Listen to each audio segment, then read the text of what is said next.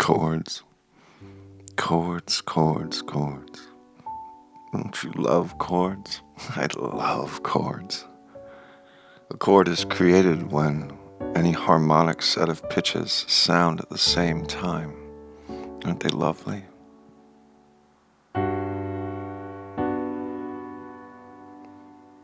Chords, arpeggios, broken chords, sequences of chord tones are common in West African, Oceanic, and European music. They're not nearly as common in the music of the rest of the world. Did you know that? I didn't know that. Something I hear all the time from people hoping to make music is, hey, I'm a producer, but I'm not really a musician. I can understand that. To me, that means that people hear music inside themselves. They don't have experience or practice with an instrument to be able to express what they hear inside fast enough for it to be recorded. In theory, it also stands to reason that if one hasn't put in the time to develop playing skills, chances are they don't read music either. So writing down what they hear inside for other people to play isn't possible either. As a rudimentary explanation, a chord is basically a root note with an interval of a third or a fifth above the root note. So you get triads, sevenths, extended, altered, added, tone, suspended, borrowed, and much larger chords, many other types of chords, and we could talk about them for hours and hours, maybe even get into a big argument about added tone chords in contemporary classical music. That'd be a lot of fun. It's not really why we're here. And back to my producer friends.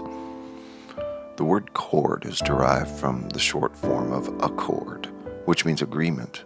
A sequence of chords is a chord progression. In essence, a chord is really just a study in harmony, a progression in the relationships between them. And since we arrived at string instruments, we've been capable of playing more than one sound at one time. It seems since we discovered how much we like how that sounds, we've been trying to automate that process ever since. The organum, kalimba, the accordion, the auto harp, the guitardo, the melodica are all examples of our search for a simplified and automatic way to generate chords.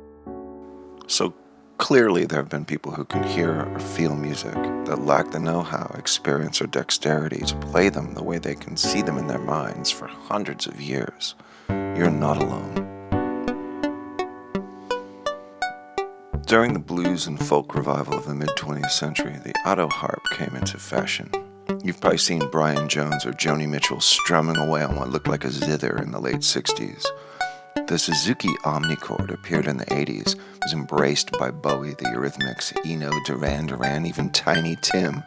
The sound of the future exploded on the scene toward the end of the 80s when people finally figured out what chord mode was for on the synthesizer.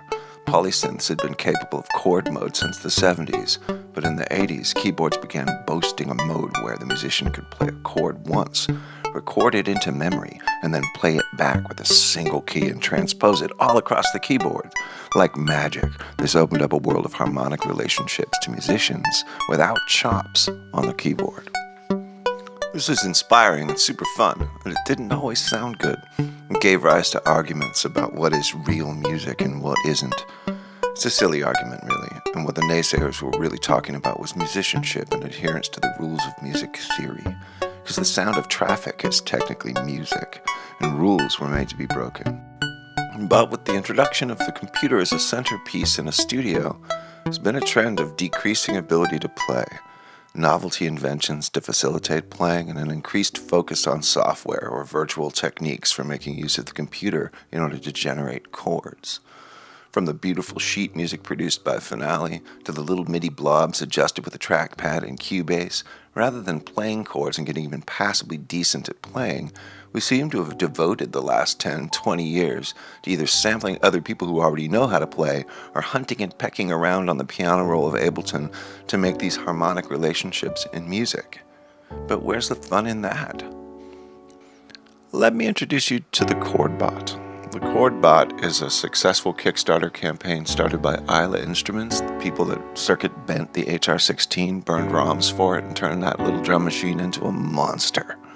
The Chord Bot is a handy little MIDI controller that goes way beyond the omnichord. First, it's a chord library. It makes even the most elaborate chords available at the touch of a key. It's also an extensive arpeggiator, soon to be a sequencer. It's also a blindingly fast MIDI controller. Works via 5-pin DIN or USB. What I really like about the Chord Bot is that in addition to being a software peripheral, it's a physical instrument. It's pretty fun to mess around with. It's a chord librarian, a very useful live tool.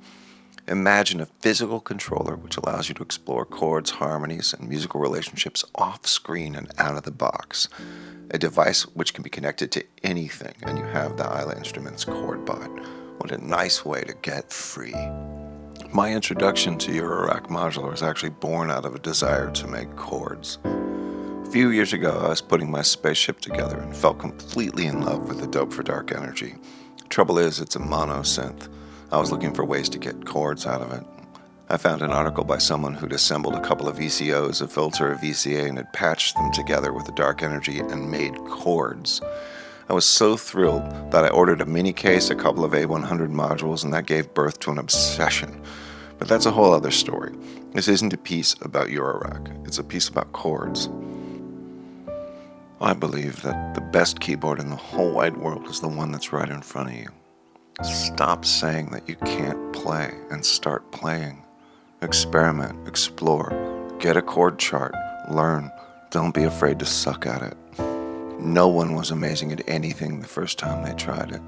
All it takes to develop some basic chops is a little bit of practice, something to make noise with, a very basic understanding of where to put your fingers and how to assemble chords. I love chords, the harmonic relationship between musical notes played at the same time.